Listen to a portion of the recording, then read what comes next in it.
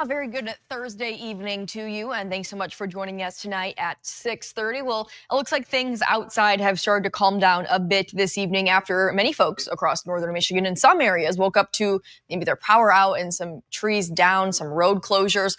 Some people did experience a bit of severe weather today, from just some pretty intense rainfall to a potential tornado. So for more on that, let's turn things over to Chief Meteorologist Joe Charlevoix. But Joe, as I mentioned, the rest of the night looks pretty calm. Yeah, I still think there's a chance, especially in the lower peninsula, for a couple lingering showers or isolated thunderstorms, Maya. But the severe weather threat, the window on that is pretty much done with now, which is good. Yeah. Going forward. But yeah, it was a stormy start to the day today. We had a cold front passing through, and then some storms that developed way over in Wisconsin, strengthened over the lake, and then that prompted a tornado warning for Sheboygan County earlier today. And this is what that looked like. I'll show you. That's the storm. Michael took this video. I know it's a little shaky. I think Michael was walking with probably his phone as he was taking this in Sheboygan County earlier today. But you can see the base there, the kind of the lowering, just right above that tree, actually, earlier today. So that was the storm that was tornado warned earlier today. Kind of an interesting view on that earlier. And I want to run up there. So this is a look at shear. The track of where there was rotation. So you can kind of see that the radar picks this up. And you can see parts of Emmett, but especially into Sheboygan County is where we had some of that shear. And I've kind of penciled in that line.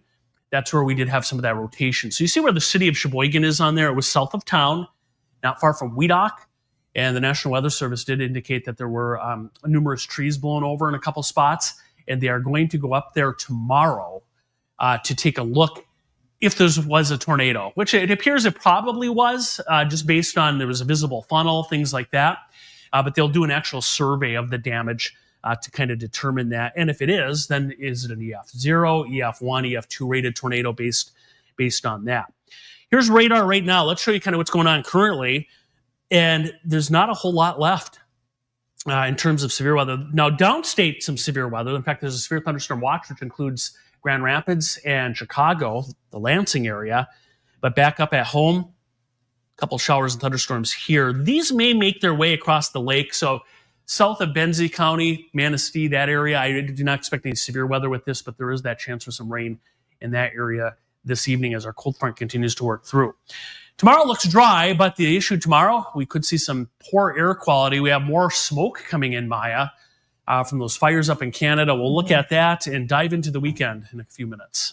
All right. Thank you so much, Joe. Our top story tonight is an update on a story that we have been following for several months now. In fact, after 6 months of community outcry and pushback from lawmakers, the state's Department of Natural Resources says they will replace a pedestrian bridge. The bridge, which connects the Traverse City State Park to its beach, was planned to be torn down and replaced with just a crosswalk and a light. But now we know the community's voices have been heard, and the DNR director says the bridge will be replaced and not with a crosswalk. Our Allie Baxter has been following this story since the beginning and has the very latest tonight. It is a victory! Yay!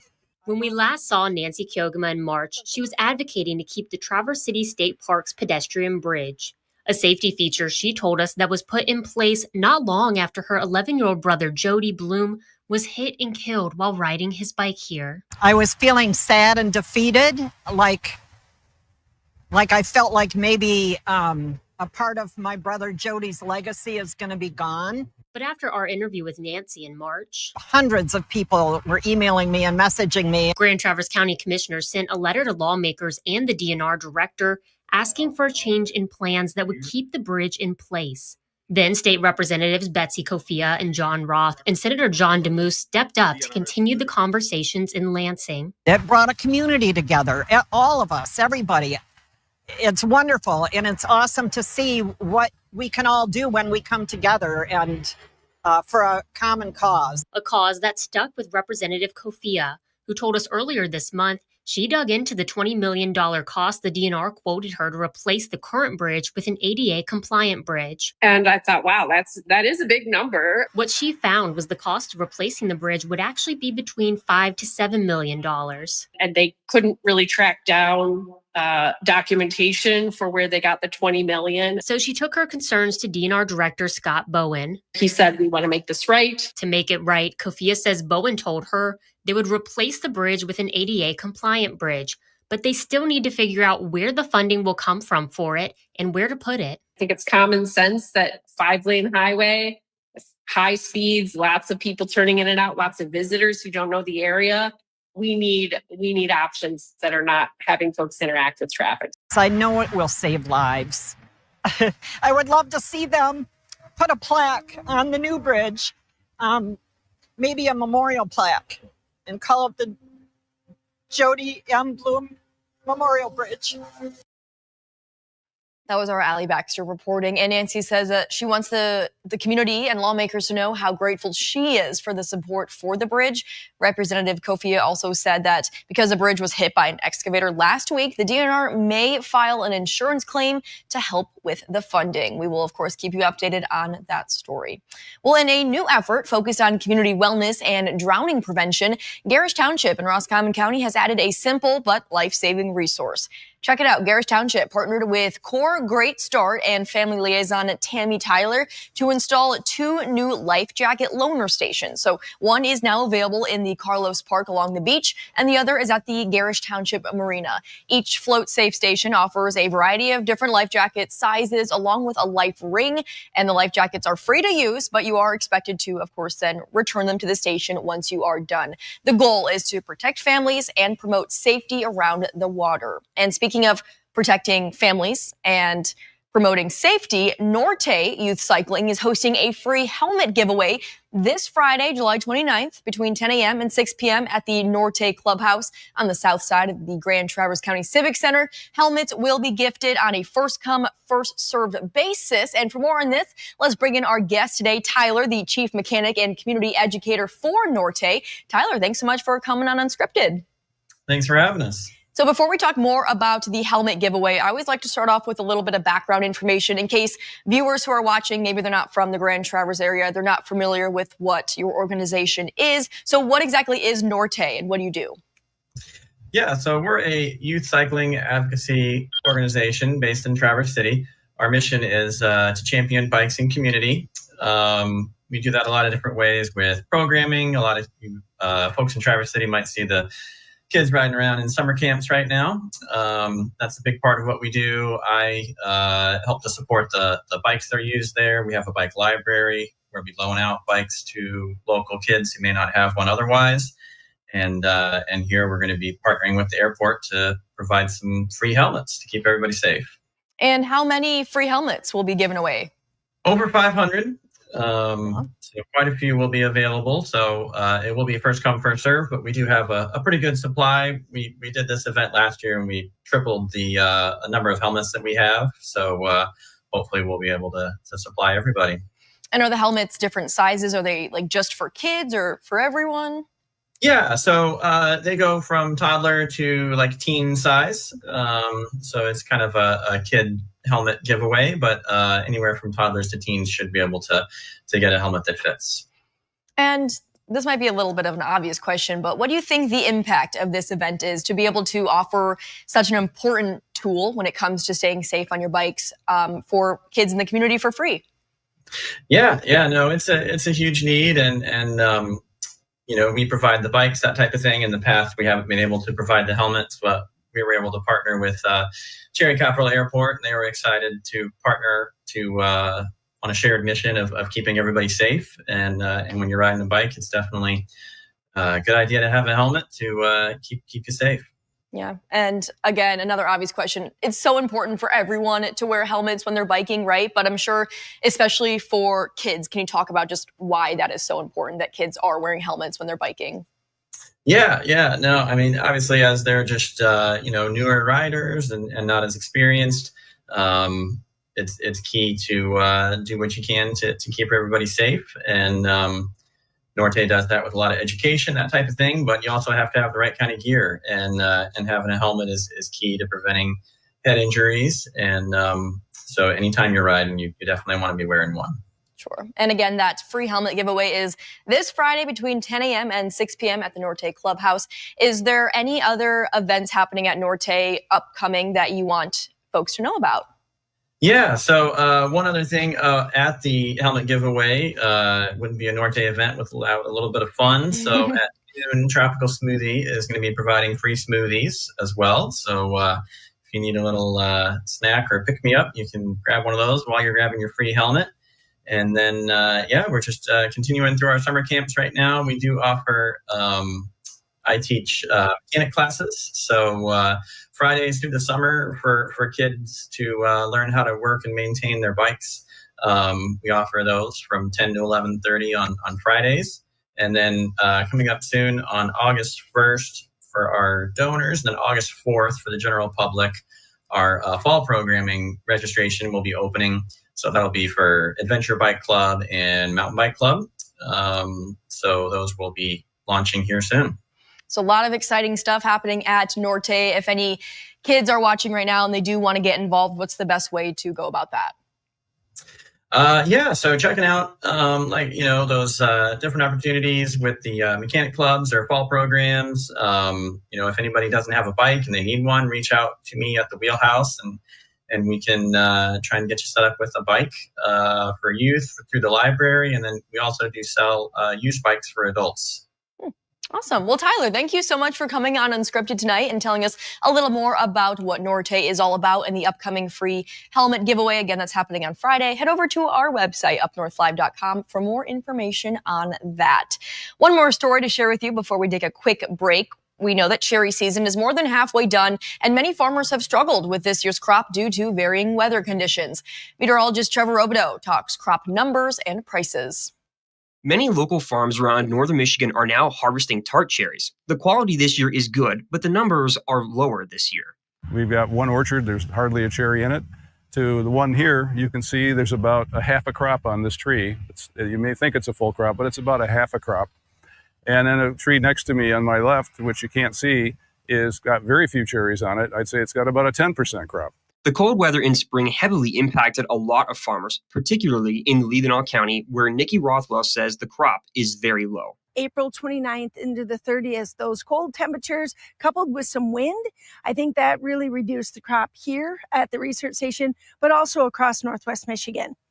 And then the other thing that we've had is 2 hail events. So we were just out in an orchard just probably 20 minutes ago, and I can see hail damage on our fruit. But harvesting goes on nonetheless. Many farms can be seen harvesting their cherries with specialized cherry harvesting equipment. Weather dependent, farmers can go through entire orchards in just a few hours. This year we had a pretty average year temperature-wise, except for that extremely cold early May. So our start was a little delayed because of the cool spring, but we're quickly catching up. And the reason we're catching up is because there's so little fruit, we can go through our orchard so quickly. But despite the lack of crop, Lyons says he will just about break even this year. Due to the supply and demand, the price per pound of tart cherries has gone up more than 3 times as much. The price is amazingly went from 18 to 20 cents last year to 72 cents, where we're taking our cherries, 72 cents this year. So even though we're down by 2/3, the price is more than tripled. So we will do as well as last year in terms of the revenues coming in. On the upside, the other varieties of cherries, like the sweet cherries, did much better than the tarts this year.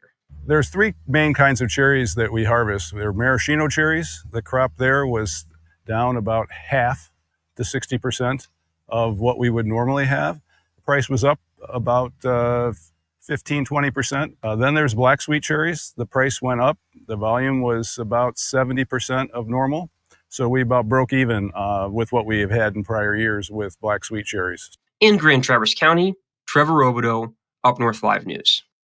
And let's take a look at our question of the day related to local cherries. Do you typically buy local Northern Michigan cherries? Scan the QR code on your screen right now to vote on our website. And if the answer is yes, leave a comment over on our Facebook page or on this live stream of letting us know where you like to get your local cherries. As of right now, 77% are saying yes, they do buy local cherries. We'll take a look at those final results at the end of the show. But right now, we're going to take a quick break. Joel will have much more in your forecast coming up next. I'm Jada Johnson from Big Boys TV, and the Fish and Game Report is sponsored by Johnson's Propane.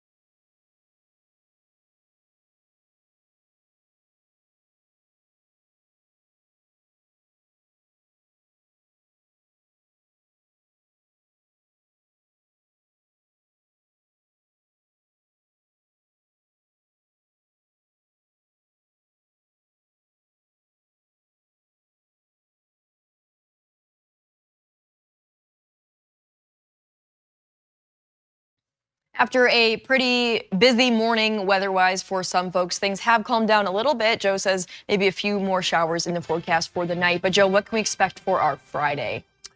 Yeah, quieter weather, although some smoke's going to return. There's always something, right? It Always seems like, something.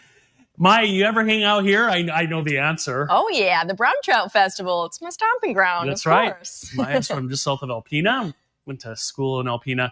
That was today. You can see they're in the tents. It was wet for a while today. There's that one guy standing out there, though. He's like, Well, there's always someone this brave. rain doesn't bother me. He has an umbrella next to him, and he's not even using it. I like good. that. Yeah, good stuff. Yeah, that was today. That's over in Alpena. Big festival there continuing. The Brown Trout Festival. Yeah, a lot of stormy weather earlier today, even last night in some spots. Here's radar through the day today. These storms, this is over the last 12 hours. See how they, right over in Wisconsin, and then they raced over the lake into the Straits area in particular, and then especially along and east of I-75 today. We did have some heavy rain in a few spots. There's not a lot left to that. Here, there are some showers and thunderstorms over here. There's really no, I have lightning detection on. There's really not much even lightning with this, but we'll keep an eye on it. I don't really expect any severe weather anymore, but again, from Traverse City southwest along the lakeshore, maybe Frankfort, Manistee, could still see a little bit of rain overnight tonight through the rest of this evening. And meanwhile, downstate, quite a few storms here in the southern part of the state where they actually have a severe thunderstorm watch down there. We mentioned earlier in parts of Sheboygan County that we did have a possible tornado, and this is the information on that right there. So northwest of Riggsville, numerous trees were down on the road with a visible funnel reported. This is earlier today around 11:30 this morning, of potential tornado damage.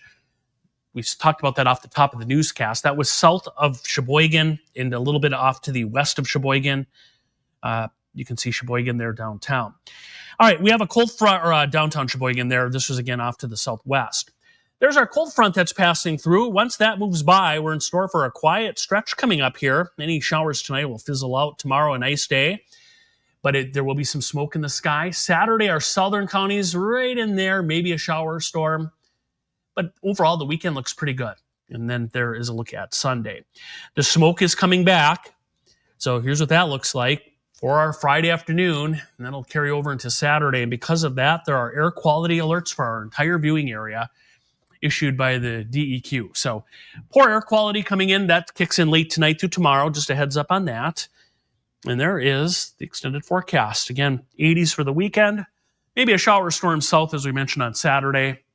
And another chance for some storms early next week, Maya, on Monday. But overall, staying pretty warm here the next few days. All right, Joe, thank you so much for that weather update. Let's take a quick break, but Sports Director Harris Beebe has your latest Jimmy John Sports Corner coming up next.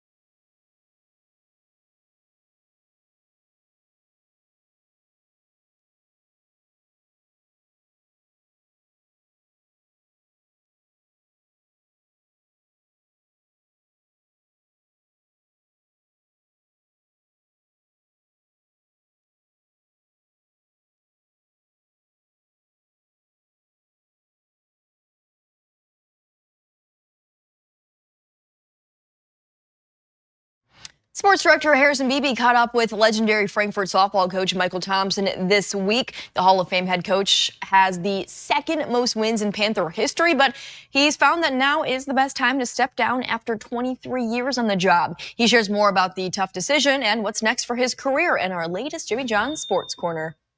The following segment is sponsored by Jimmy John's of Traverse City. What made now for you the best time to call it a career with Frankfort? I had made a promise to Sue Harris when she was getting ready to retire that if I ever took over, I would take care of the program. And so I took over a program that was 7-25 in 2002, turned it into a state competitor in 2007. We had 5 years, we went to the state championship. So I'm really proud of that. And it's a promise that I made to Sue. Well, here we are here in 2025. And the program is in really good shape still. They're going to be really talented next year. And in 2003, somebody gave me a chance. And so I just feel that right now it's time to give somebody else that experience. I'm just going to continue to write my books. The softball trip came out in September. That has been doing great. I'm going to continue to do my leadership summits and workshops. I'm very excited about continuing on with my podcast. It's going to be on YouTube starting in September. And so there are a lot of things that I'm going to do and just kind of step away from the game a little bit. So what got the ball rolling to write a book? Was this something you always wanted to do? Well, I've really wanted to share my experiences with as many people as I can, because I understand how important it is to have a mentor and to have somebody who's going to believe in you no matter what. And especially for young coaches who are just getting into the industry, who really don't know what they're getting into, because there are so many other aspects to being an effective coach and an effective leader. This is kind of my way of giving back to those people who helped me. Tell me what the emotions were like on that last game in the postseason this year. That was a challenge, to say the least. I'm finishing up my summer team this weekend as well. And I know that when my summer team is finished after this weekend, it'll be the first time in 30 years that I haven't coached something. But I'm going to walk away knowing that in the last 30 years, we've done a lot of really good things for kids. A successful career indeed. All right, let's take another quick break, but we'll check out the final results for our question of the day and read some of your comments straight ahead.